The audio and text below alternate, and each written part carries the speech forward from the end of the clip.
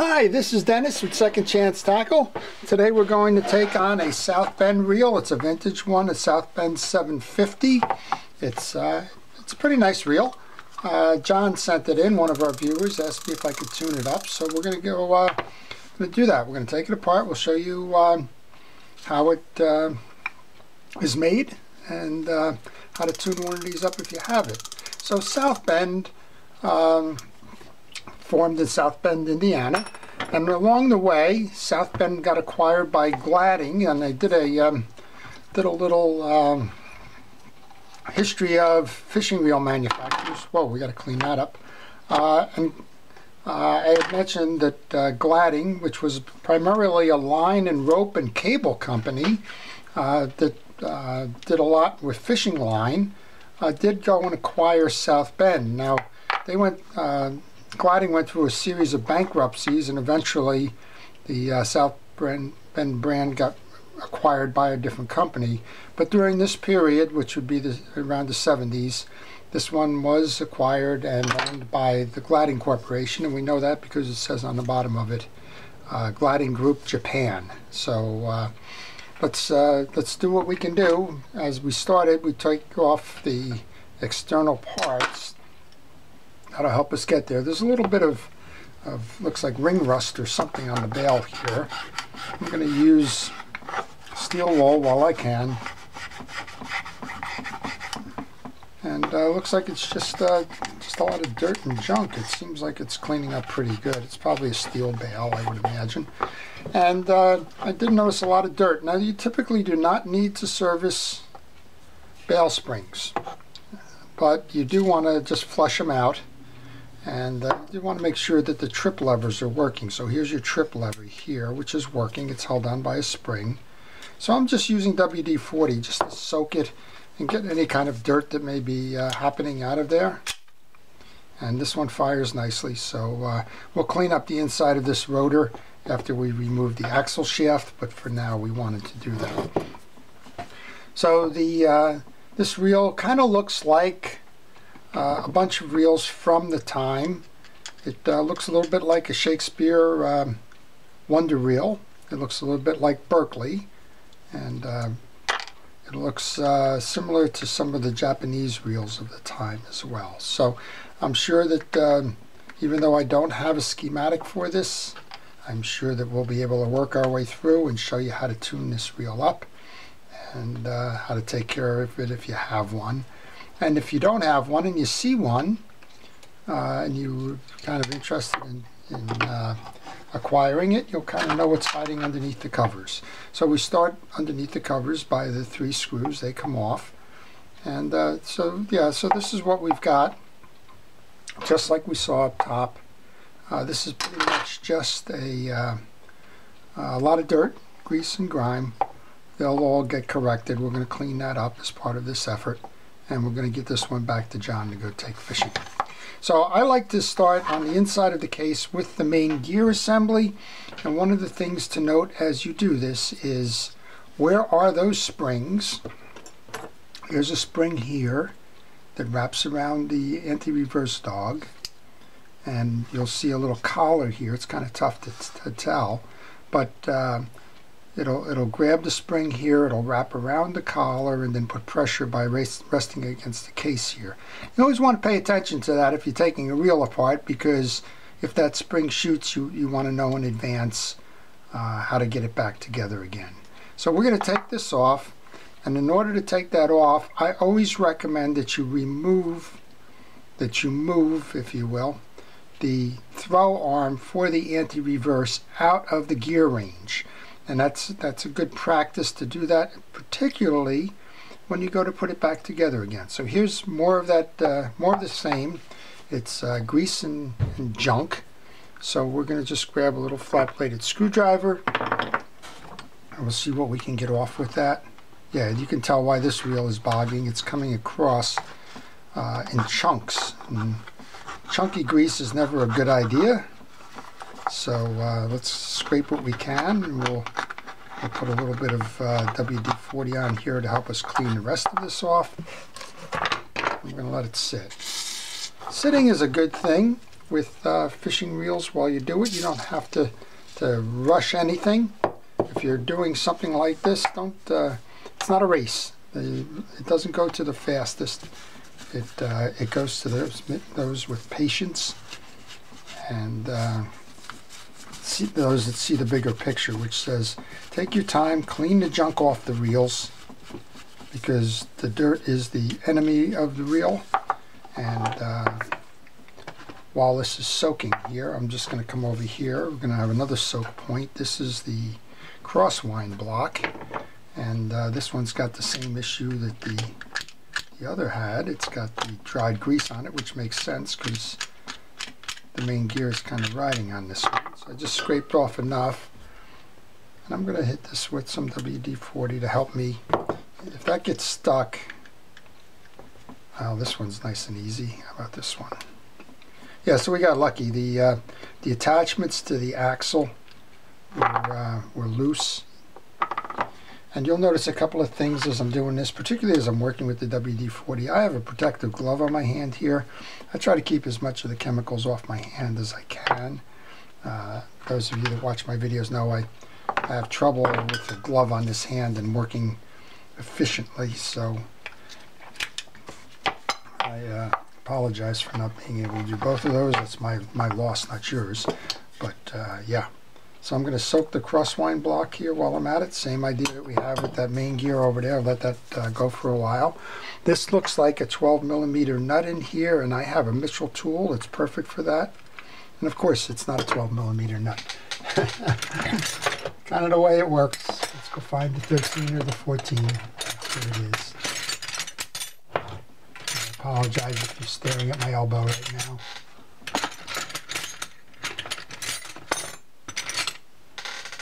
Try a 14. Oh, it's going to be the 13.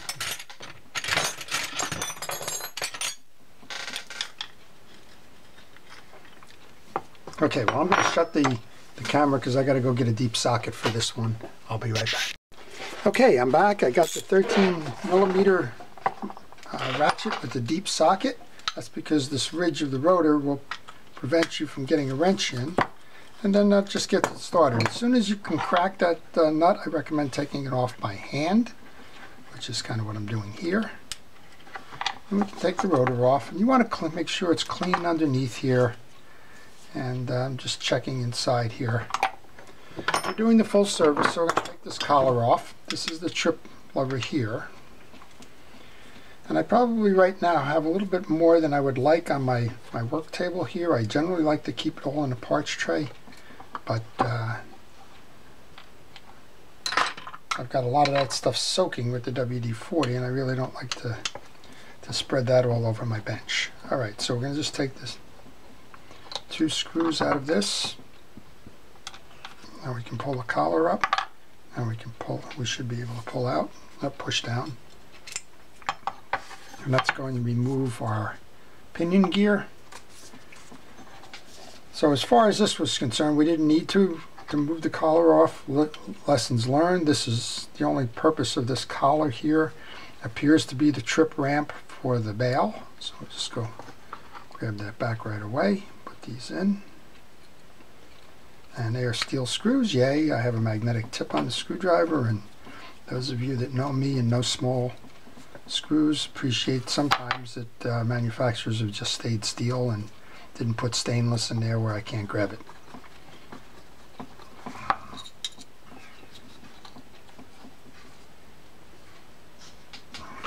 Shouldn't have tightened down the other one quite as much.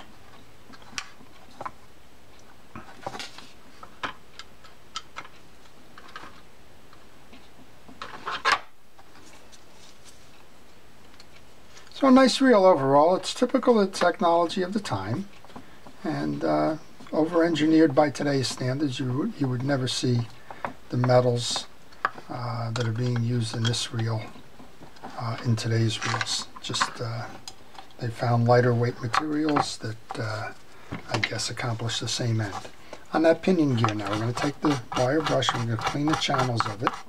Get all that old grease out of there. We've seen how much dirty grease there is overall in this. We were scraping it off with a screwdriver. Kind of tells you the consistency of it. And I'm going to just get the dirt off my bench too, because you don't want to just pick that up in the next piece. Alright, we're clean now, so just going to polish this a little bit. Use some steel wool. I'm going to grab some fishing reel grease. I'm going to use Penn Precision reel grease, but you can use any reel grease you like. It doesn't have to be Penn's. In this case, it's not a Penn reel, but just make sure that the grease that you use is fishing reel grease. Okay, then we just slide that back up here.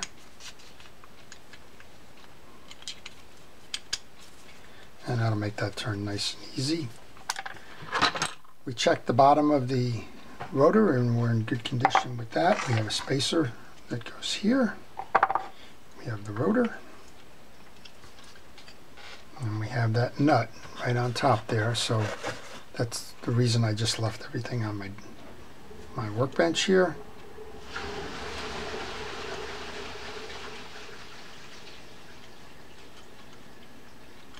And we're just playing to get it started. There we go. Then once you get it started, the same thing, only in reverse now. I like to do as much of this as I can by hand, because you don't risk stripping anything if you're doing it by hand. You get a feel that it's going proper. There you go. And we just tighten it down, give it a spin. Very nice. Put that assembly off to the side. Let's come over and scrape off the other grease in the crosswind block now. Lots of house cleaning with old reels, but once you get this stuff out, and look, this is just chunk in here, you can just see it, but once you get that out, it's going to perform nicely.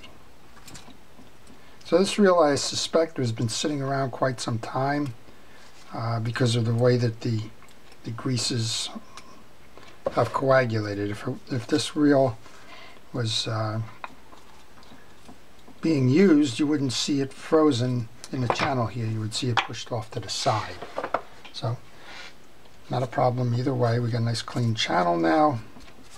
That should be a nice smooth operator. Alright, just going to put that back in. We're going to grab the axle shaft. That came out a little tough, which said it had some grease on the side of it too. So we're going to just use our steel wool to clean that up.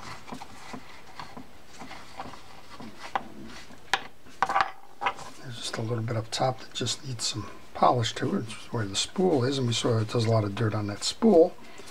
And then we'll grab our brush, a light coat of grease on this. Don't put a lot.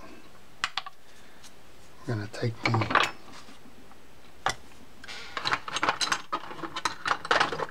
crosswind block that we just worked on. The axle shaft goes through the pinion gear there, comes down and rests. This comes inside the channel. Find the two screw holes there.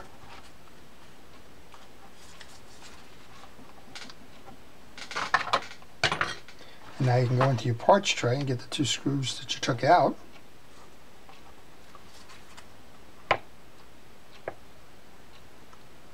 And you can put those back in to hold that shaft. In the meantime, we've got the other piece kind of working its way through now. The WD-40 on the main gear. And that's why if you want to scrape, you can scrape. Eventually you're going to have to use something that's going to dissolve the buildup of the grease, and in this case I'm using the WD-40, which is a good degreaser. Folks ask me a lot about that as a lubricant. Well, it's a lubricant, but it's not the one you use for fishing reels.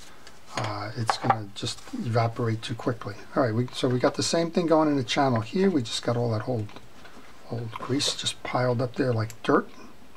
And dirt is the enemy of reels, so take your time, clean it all up. Even if you say, okay, well, back in here in this channel there's nothing happening back here, you don't need to pay attention to it. Sure you do. Sure you do. Because eventually a chunk of that will break free, and then the next thing you'll know, in this case, it'll probably jam your anti-reverse dog operation or something. So just take your time. Like I said, you're not doing this every week. Probably haven't had this one done in quite some time, but the point is that you don't need to skip a step here or there. it's just not that time consuming. Okay, we're going to put some grease onto the main shaft then. You don't grease this. This is where the anti-reverse dog is going to connect with that. Here's your anti-reverse dog. It's remember that. Oh, we didn't clean the back. I like that. Don't want to skip that step. Now see how nice it comes off when you use that WD-40? It just kind of turns it to a mud consistency as opposed to a clay consistency. Alright, so that's off. Same idea with that wire brush then. Let's just make sure that we clean the channels out of this. While you're doing that, check the teeth on this. Make sure that all the teeth are even, that they're not chipped or scarred or broken in any regard. And I kind of did that on that roundabout pass there. So we'll just make sure we put some new grease onto the teeth. We already put some new grease into the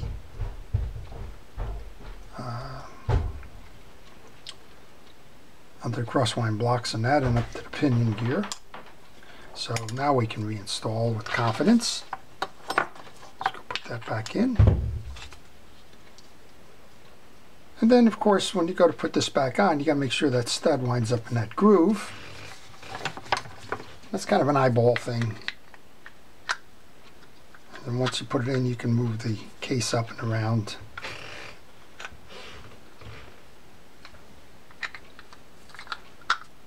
There we go. And let's just spin and make sure that the true test of that is your gear oscillating, or your axle shaft going up and down. Alright, so that's the case side. And then we'll go up and take care of the spool side. And then John will have a reel that he can go fishing with again. And again, the WD-40's been sitting on this bale wire now. And you don't, unless you're just looking to put this on the shelf and make it a shelf sitter, you don't have to worry too much that you've got tarnish or rust on the bale wire. Actually, using it will be the best thing. The monofilament line or the braid that you use on it would knock the rust off. Another indication of how that was working. All right, grab that handle, put the handle back in. Solid reel. Typical example of a 70s reel. Look at that. Nice. Make sure that we've got the click function going there. All right, then let's just take care of the bale wire then. The spool. We got a lot of dirt on the spool like we had on everything else here. I'm just trying to find the slot so that I can get the C-clip out there that's holding the drag washers in. That's a spring, so you want to hold your tension on that while you do that. And we're going to pull these out. We want to clear that channel out because there's a lot of mud there. So just what we did before. I took this out and I laid the pieces down the way they came out of the spool. Did it in two different steps there, but I've done it that way, just so I know that how to put them back in, which leads me to a couple of things. Take pictures along the way as you're doing this. That way that'll help you remember. And I almost didn't remember to thank all the first responders and all the other folks that are working to keep us all safe during this pandemic. So if I've had an oversight there, I apologize, but certainly we appreciate all of your efforts, and we are praying that you all stay well. All right, so then the first piece in is a metal piece. It kind of stabilizes the case. It's what's called an eared washer, and that goes into the slots. That was the first piece. Then this is the top down, and we only have a single rubber drag. Or nope, it's leather. So sometimes you see rubber. Ocean City used to do that with a rubber drag, but this one seems to be leather, so I'm just going to work it in. I'm just going to put a general grease on there. You can use Cal's Universal Dry Grease. I normally use that. The pen grease can be used as an alternative. I know folks ask me all the time, can you use the general dry grease? Yeah, you use dry greases on leather for the because it's porous and you want to have it absorb. You don't use drag grease on plastic or Teflon drags. There's nothing to absorb there. So you should be aware of that. Okay, that's the top washer then. And interesting, notice that there's a V here in that washer. When we go to set that on the axle shaft, there should be a corresponding indentation there. Alright, now when you go to put these clips in, keep them away from the two ear holes. Hold it, because you don't want it to shoot. And then make sure it gets seated into the groove, which is what it's done there. And that only purpose of that, that ring is to hold the drag washers in. Here's your slot, so line your slot up with your last washer there. Grab the drag knob. And we're almost done. We'll just tighten this down, make sure we have a drag.